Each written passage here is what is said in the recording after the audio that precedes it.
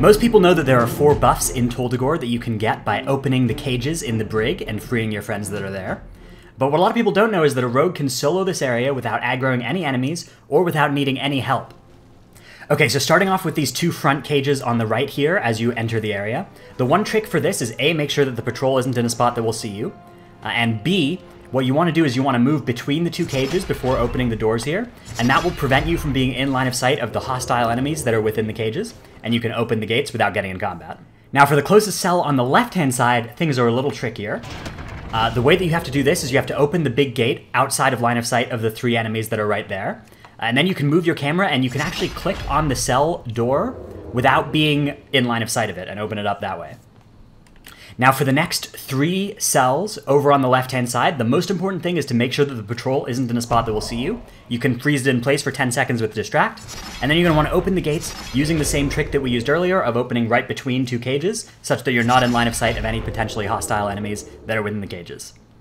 Then coming around here to the last 2 cages on the right-hand side of the room, you're going to use the same trick of opening the big gate outside of line of sight of the nearby enemies, and then opening through the wall by adjusting your camera angle outside of line of sight. And then for this very last cage here, the middle one on the right-hand side, you're going to want to sap the enemy that's actually farther away from that cage, because that's the one that will be able to draw line of sight from from where we're going to need to be standing to open this cage. And then you're going to stand right here up against this pillar. You're going to be outside of line of sight of the non-CC'd mob because it's got a shallower angle, and the enemy that was in line of sight of you is sapped, so that's how you do that part. You can actually sap any of the enemies in this place that have true sight, except for the thugs, because those are immune to CC, by distracting, and then either shadow stepping or grappling hooking and spamming your sap button, so that you can get the sap off before they see you. Then, to get past this door here, you can open this outside of line of sight of any enemies, and then stealth again, in the same trick that we used in the Brig area. And then we get to the cannon area.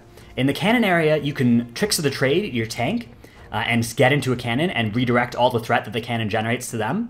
So rogues are very, very good at that. Hunters, of course, can do it too with misdirection, because shooting the cannon doesn't actually trigger the 6-second threat redirection window of tricks, so you'll get the full 30 seconds of threat redirected to the tank, which is really, really strong.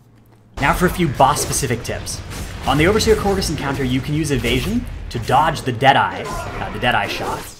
You'll still receive the incendiary rounds dot, but you won't take the damage or the debuff from the Deadeye. On the Sand Queen encounter, a carefully timed grappling hook, or shadow step even, will allow you to dodge the upheaval. Thanks for watching this video. I hope you found something useful. If you did, please like and subscribe. I'd appreciate that greatly. You might also enjoy some of the other content on my channel.